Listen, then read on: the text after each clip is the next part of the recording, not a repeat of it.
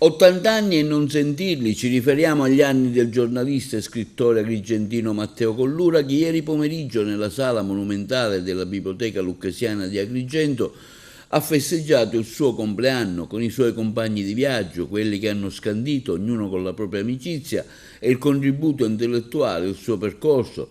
L'iniziativa è stata ideata e coordinata da Enzo Sardo, Diego Romeo e Don Angelo Chillura. Ieri il primo dei 3 appuntamenti in programma per celebrare l'uomo, il giornalista, lo scrittore. Il secondo appuntamento è previsto per il 1° agosto a Palazzo Bella Cera di Comitini. Infine l'8 agosto alla Fondazione Leonardo Sciascia, dove verranno esposte le opere e tutto il materiale che documenta la sua attività, comprese le lettere che hanno costituito il rapporto epistolare che ebbe col famoso scrittore Leonardo Sciascia. Ieri è stato anche proiettato il documentario Il maestro di Re Calpetra per la regia di Diego Romeo, realizzato con il testo di Matteo Collura e girato nei luoghi sciasciani in Sicilia e a Milano nella biblioteca comunale, dove Sciascia si recava per ammirare i cimeli di Stendhal. La manifestazione di ieri è stata aperta dai saluti del direttore della Biblioteca Lucchesiana Don Angelo Collura.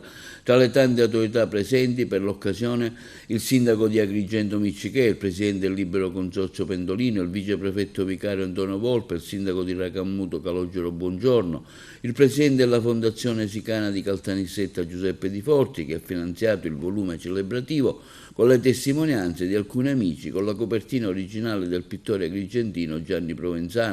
Da segnalare anche l'omaggio della presidente del comitato di Agrigento della società Dante Alighieri Enza Ierna e l'intervento artistico del medicartista Salvatore Nocera Bracco. Per l'occasione infine è stata inaugurata la mostra bibliografica documentaria iconografica dello scrittore, curata da Cristina Iacono con Filena Capobianco, Salvatore Baldo e Raimondo Paci. Come primo obiettivo, ha spiegato Enzo Sardo, abbiamo cercato di scandire le tappe fondamentali della sua esistenza, i valori della cultura da lui evidenziati e poi gli affetti degli amici, dei parenti e degli estimatori.